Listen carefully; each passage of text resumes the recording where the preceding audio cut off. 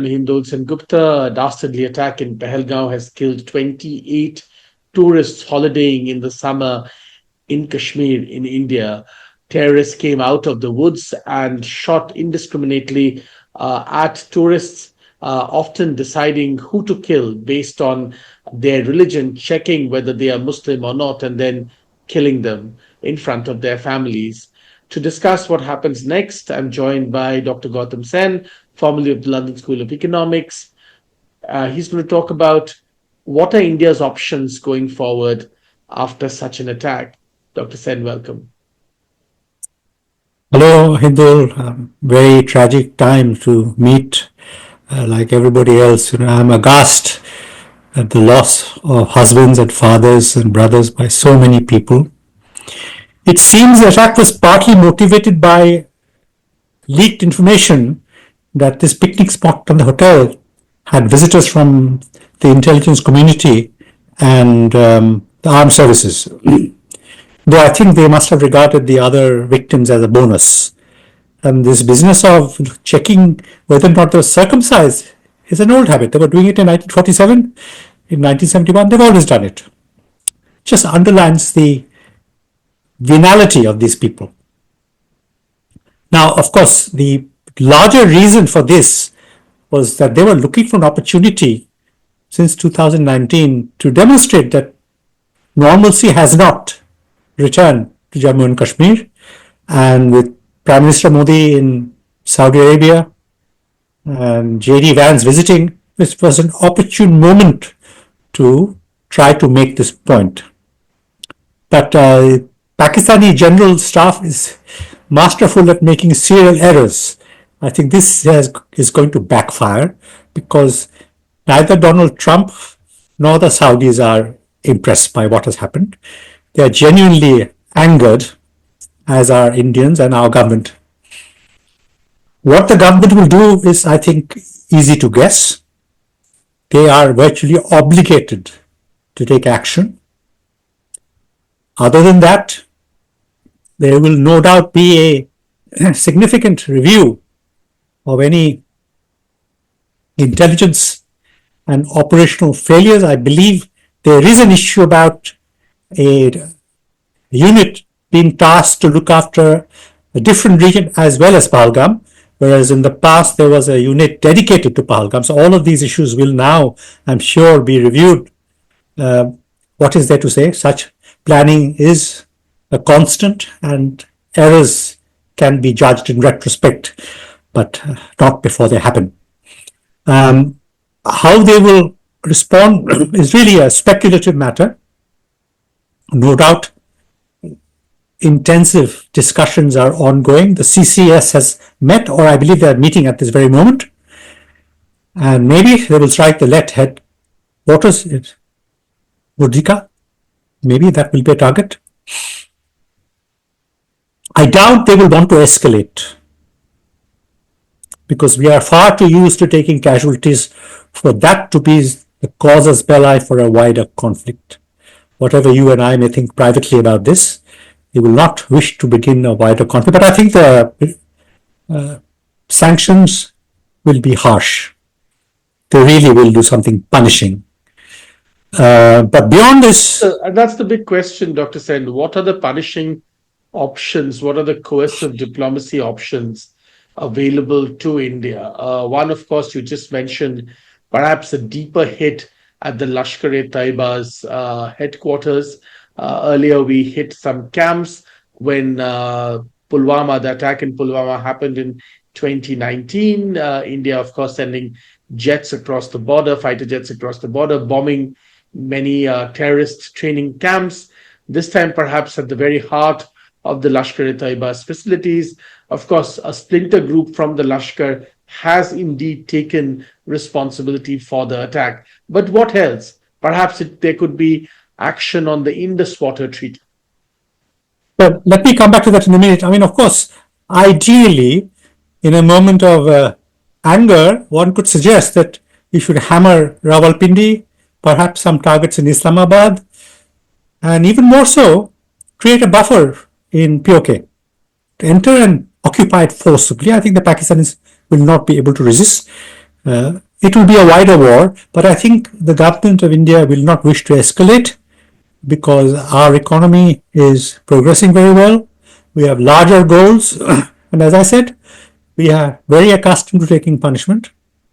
And there are other things which will undoubtedly continue to happen because the long-term goal, and let me stress this beyond the Indus Water Treaty issue, is to truncate Pakistan and turn it into West Punjab. This really ought to be the medium and long-term goal. And if Balochistan is detached, the game is up. This will lead to a much wider rebellion, especially in the Sindh. India should also facilitate in every possible way the Afghan border to expand to the Durand line, which actually the Afghans have never accepted.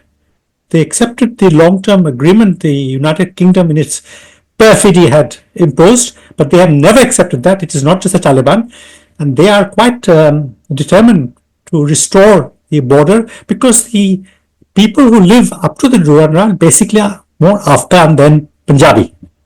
So that is something the Indians should do everything to assist, open arms to help the Afghans achieve that goal, and perhaps persuade the Americans that Gwadar port is really worth having from their point of view. Now, Gwadar has one big disadvantage. It cannot take deep ships. It is too shallow. So it cannot really take big tankers. So even the Chinese will face limitations. But of course, they are quite mad. They might want to engage in permanent dredging to make it deeper. But, if the Americans want Gwadar, and if the US wants to detach Balochistan, then it is possible. India alone cannot do it. I would say this ought to be a long-term goal.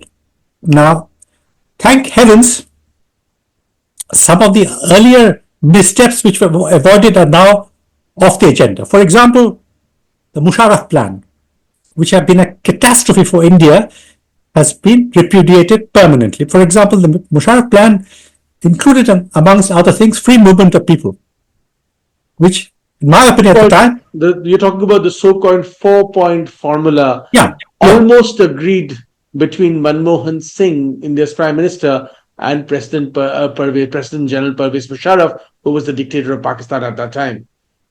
Yeah, but my thought immediately was, once they intermarry, and many more Pakistanis have married into Kashmir and maybe even into Jammu, there might have been a further upsurge in the demand for separation from India. What would you do? Would you say no? Would you send in the army?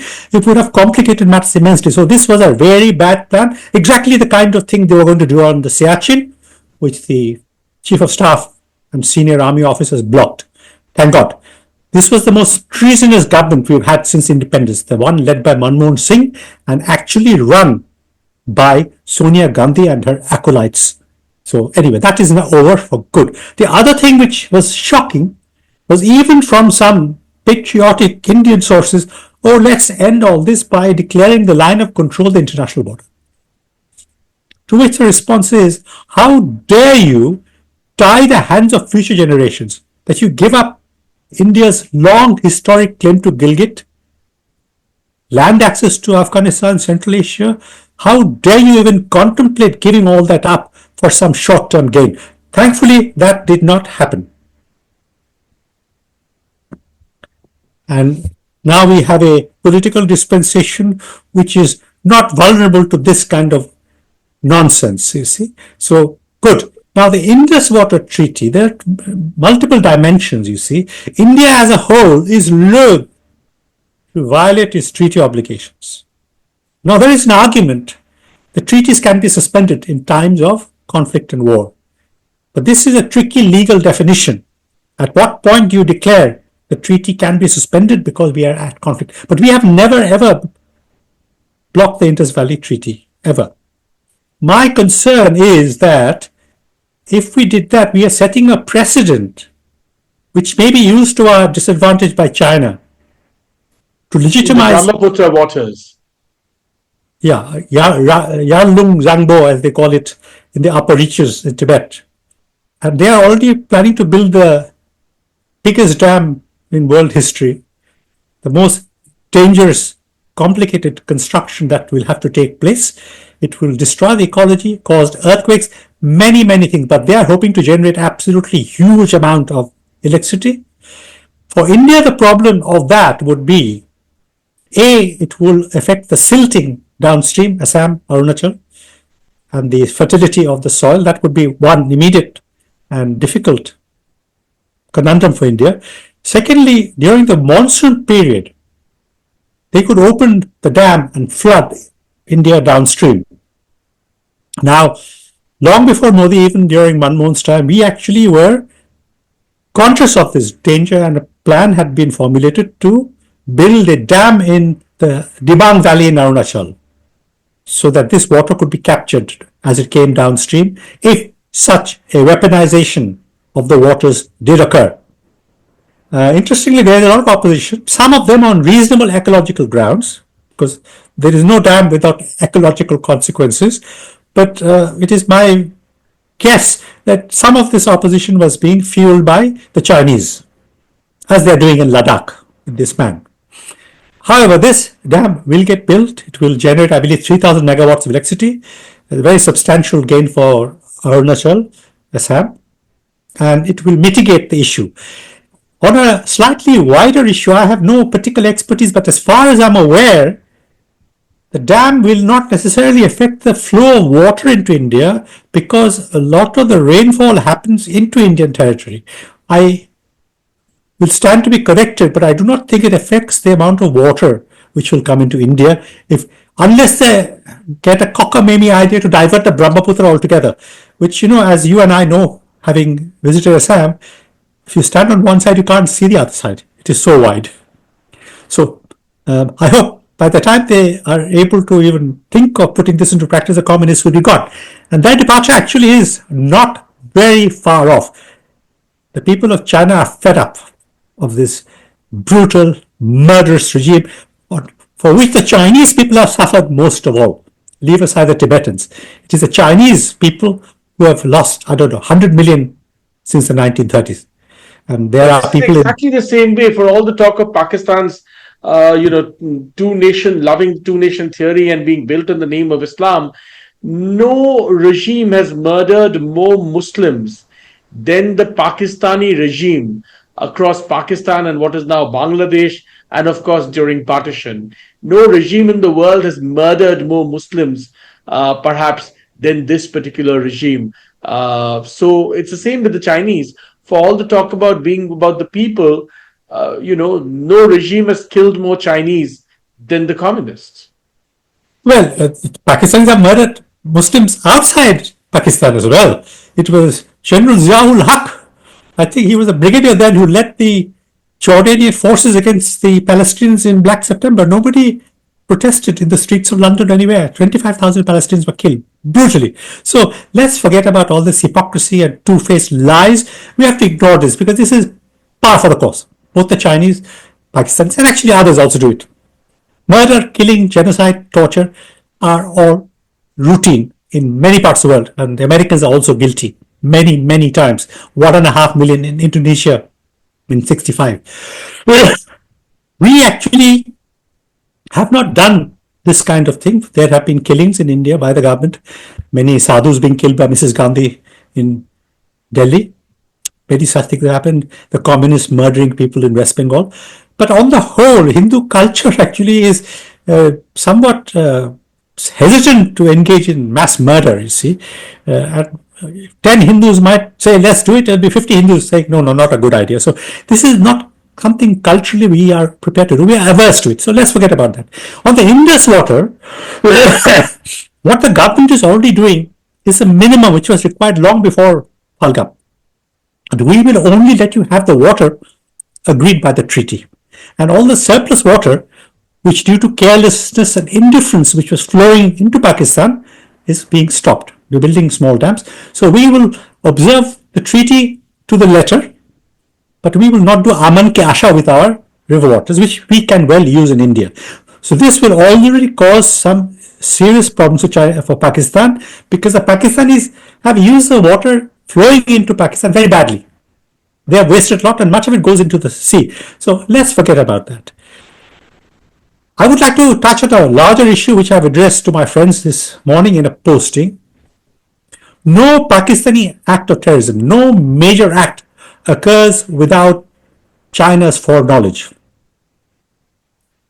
The attack on the parliament, the attack on 26/11 were all acts of war for which the Pakistanis may well have calculated that this could lead to war. And the attack on parliament almost did, until Pakistan was able to trigger Godhra and divert the army from the border, which is exactly what happened. That is what Godhra was all about, diverting the army.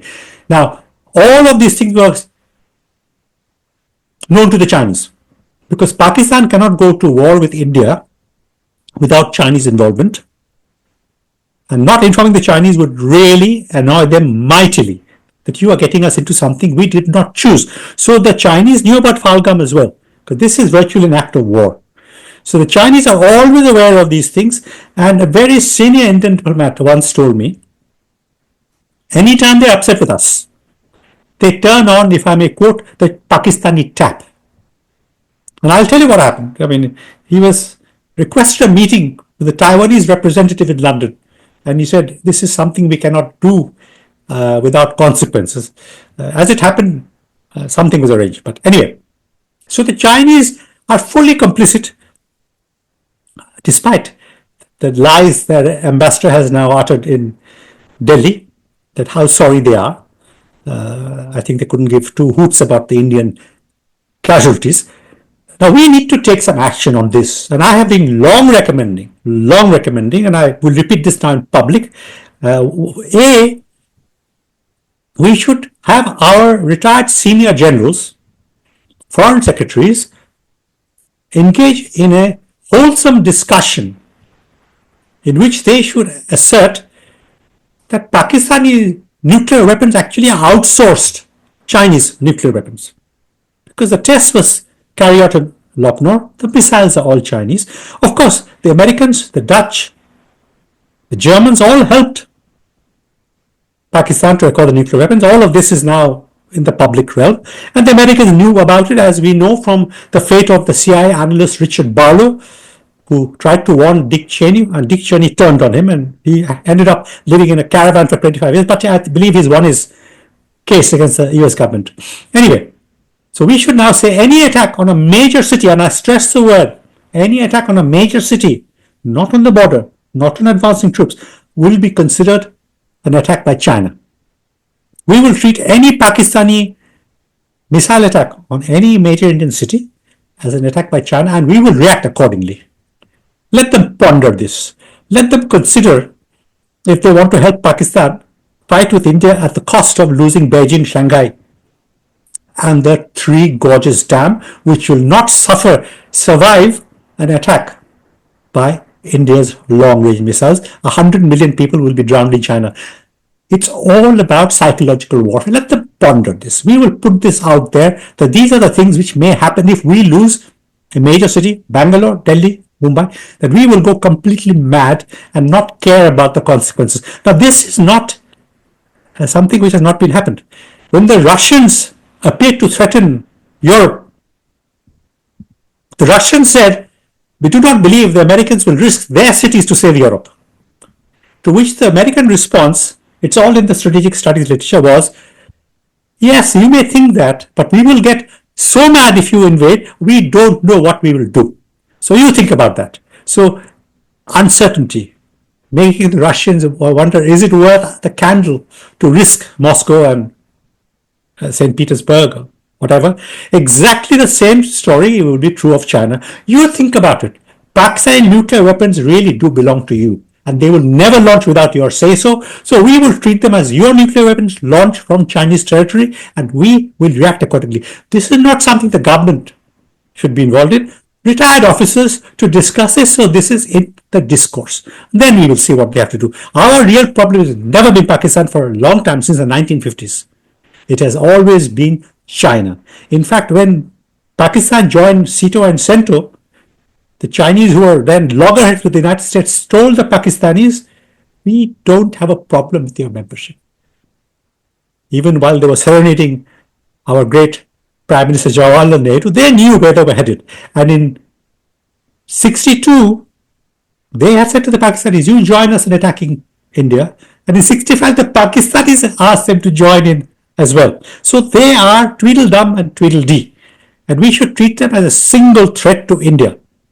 Now let me come to one other issue which has been agitating too many Indians unduly. Siliguri corridor.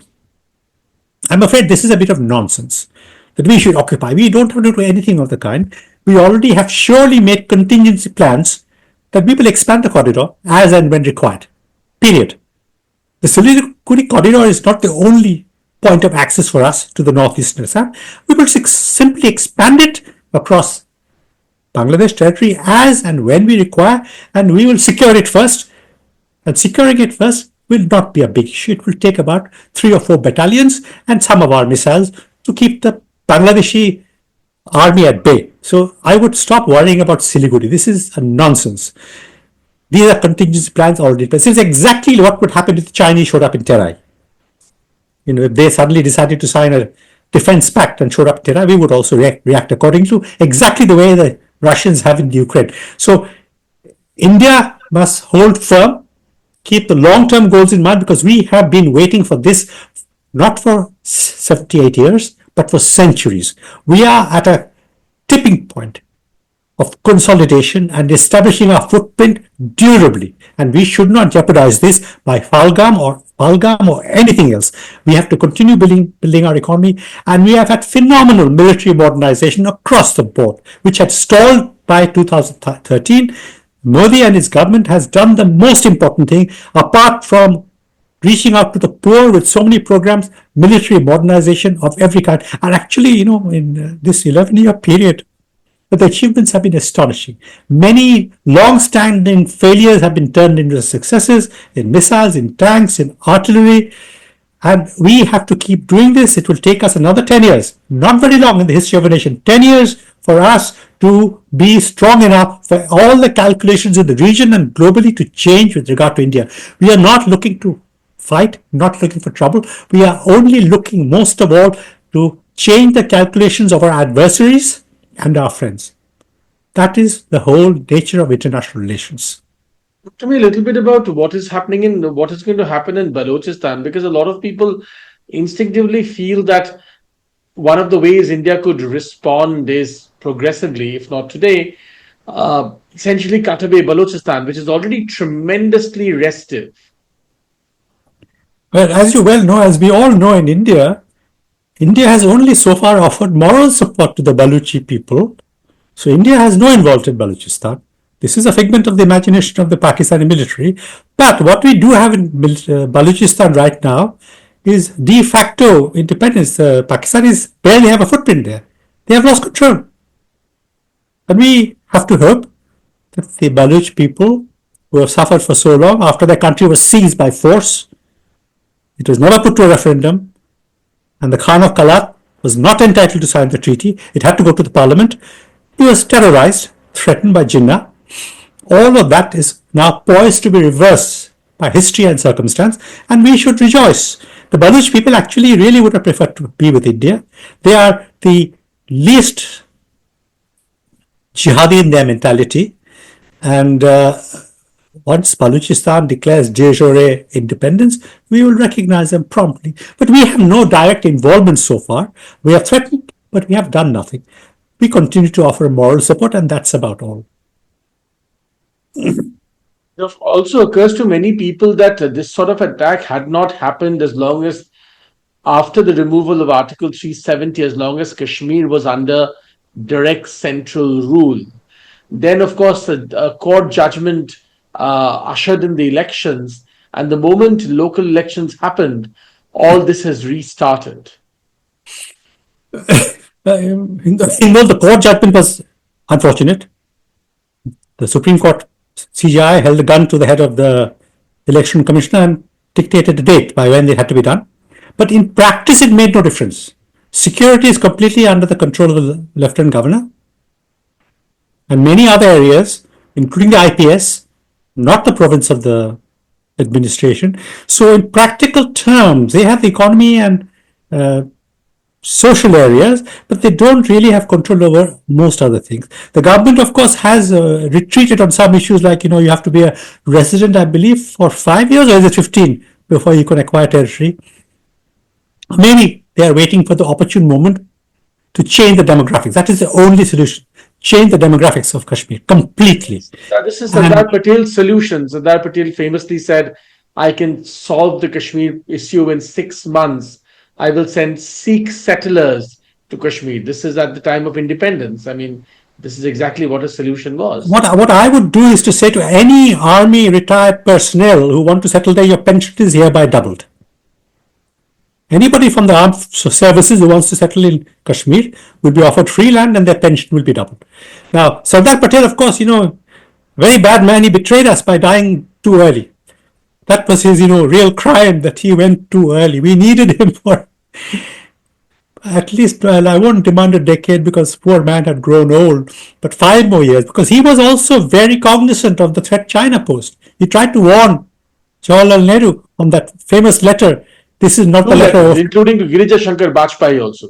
Girija Shankar Bajpayee also advised against our cooperation in the conquest of Tibet, offering Calcutta airport and sending them rice because they didn't like the quality available in Tibet. We, under Nehru, sent them rice. Offered Calcutta airport. Girija Shankar Bajpayee pointed out the thing which is haunting us now, that the river waters all originate in Tibet. And this is a problem for us. I must say I was very suspicious of Girija Shankar Bajpayee because he was from the old ICS, but I warmed to him after hearing this. So I think, Patel's letters both to Nehru and to Bajpayee point out all these things. Absolutely. And Nehru had this delusion that he was a great authority on international relations on which he understood nothing. Because the first lesson of international relations, that you have no friends. And he insisted China was our friend, historic friends, and forever. That's the first lesson he'd understand. Yes, India correctly, particularly under our exceptional dispensation in the External Affairs Ministry, doesn't want to pick a quarrel with anybody, because having friendships, good trade ties, good economic ties is a win-win. And India is rightly striving to expand this sphere of interaction with every country possible, from Central Asia to the UAE to Saudi Arabia. That's exactly what we should do. But our military modernization will send a message. Don't push us. We're nice people, but we are not a pushover, and we will react. And that is what needs to happen in Pahalgam in the next days, weeks, to give a reply which will be costly and put the fear of God in these venal, lowly creatures who do not hesitate to kill innocent civilians again and again. Let me ask you a bit of a devil's advocate question. We thought this is exactly what we had done by scrambling jets across the international border into Pakistani territory to bomb Lashkar-e-Taiba camps after the Pulwama attack. But here we are 5 years later in a very similar situation once again. So are we really being able to put the fear of God? I think Pakistani decision making going back for a very, very long time has been very stupid and mediocre. So it's not like that they made a terrific calculation and got it right this time. This may not serve them at all. But I'm afraid because of their stupidity, we will only get a temporary respite after every punishing response that we make. It is not going to be planned. We have to be on our vigil all the time. We have to be very vigilant. We have to be ready. And we have to stop them 95% of the time, but they will get lucky 5% of the time. You will never stop them 100%. Same thing with terrorism, Dr. Sen. I mean, the terrorist only has to get lucky once. You have to get lucky 101 times, so to speak, to prevent it from happening. And that, of course, one gets lucky 101 times. No, logically, we will never ever be able to interdict. But, we interdict a lot. Our intelligence services, if you look at the detail of some of the things they do, they know the business, exactly like MI5 in the UK. They get a stick when things go wrong, but they have stopped so many acts of terror, which they, of course, do not want to publicize. They don't want copycats Same with India. We have stopped many, many events, and we have also warned the government and the political authorities in Delhi who have not listened. Warning on Kargil was given. We failed to take full note of that. You see, they said there's something going on. They are buying winter clothes in Germany. And a colonel there on the ground, whom I actually happen to know personally, did warn his commanding officer that something was afoot. So we also have had our failures, but that this happens. We've got to try and make them as few as possible. There are various technical means I'm reading from my colleague in Delhi, Bharat Karnad, to improve interdiction and monitoring, and I don't know what is feasible, electronic monitoring and automatic gunfire from machine guns in place. I don't know what all this will mean, but I'm sure the armed forces know what they're doing. But I believe this issue of the manpower redeployment was probably not a good idea. But as I said, these mistakes do happen.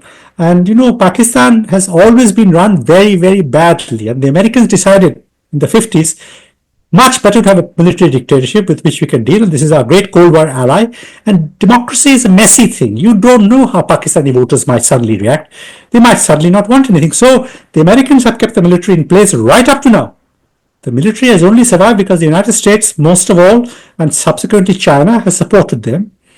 And they never really wanted democracy. They wanted what Christine, what's her name, from Washington, the author on Pakistan. Yeah, Christine Fair said, the Pakistani Prime Minister is like the mayor of a city. That's the amount of authority he has. And that is what the Americans have done because they wanted it easy to manage. That's what they've done everywhere in the world. A dictator, military or otherwise, whom they can control. And this dictatorship got used to living on charity. And after the end of the Afghan war, this flow of charitable funding became a trickle. And then they could no longer print Indian currency to fund their affairs after 2017, kick in the teeth, thanks to Narendra Modi. So they are now basically bankrupt. And they were so corrupt and incompetent, they destroyed the rest of the economy in the process. I think the Pakistani Army and its organizations own a third of all assets in Pakistan. And they destroyed Punjab agriculture, which was more prosperous than Punjab in India. So they have dug a very deep hole and a grave. And we should not look for stability. We should look for this long-term goal. Pakistan will be turned into West Punjab.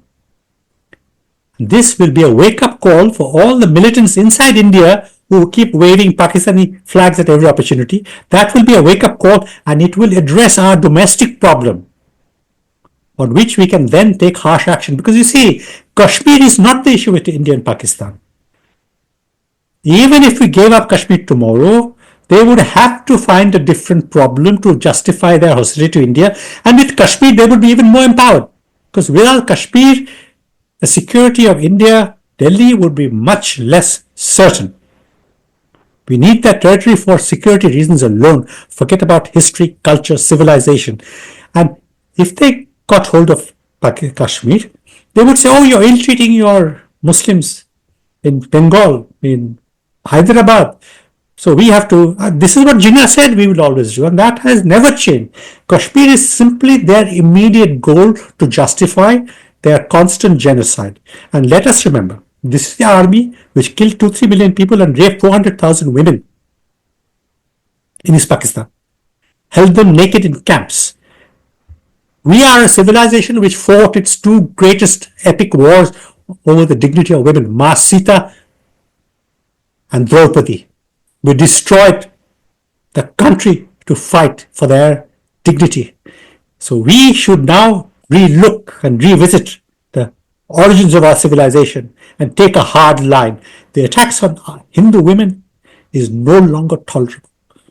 And I hope people in Bengal are particularly listening to what needs to be done, because there are so many attacks on Hindu women in Bengal which are going unpunished.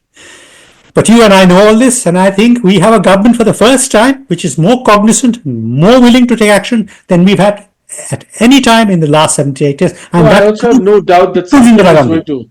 You're right. I also have no doubt that something is going to happen. After all, something very major did happen after the Pulwama attack. Absolutely. And indeed, before that, the Uri attack and so on and so forth. I have absolutely no doubt that something will happen. Perhaps water will be the right path this time. Perhaps it'll be something else. But thank you, Dr. Sen, for charting out all these different options of coercive diplomacy in front of India after the dastardly attacks in Pahalgam in Kashmir. Thank you very much for your time. I appreciate it. Namaste, with great sorrow at what has happened to all those people who have suffered. Namaste.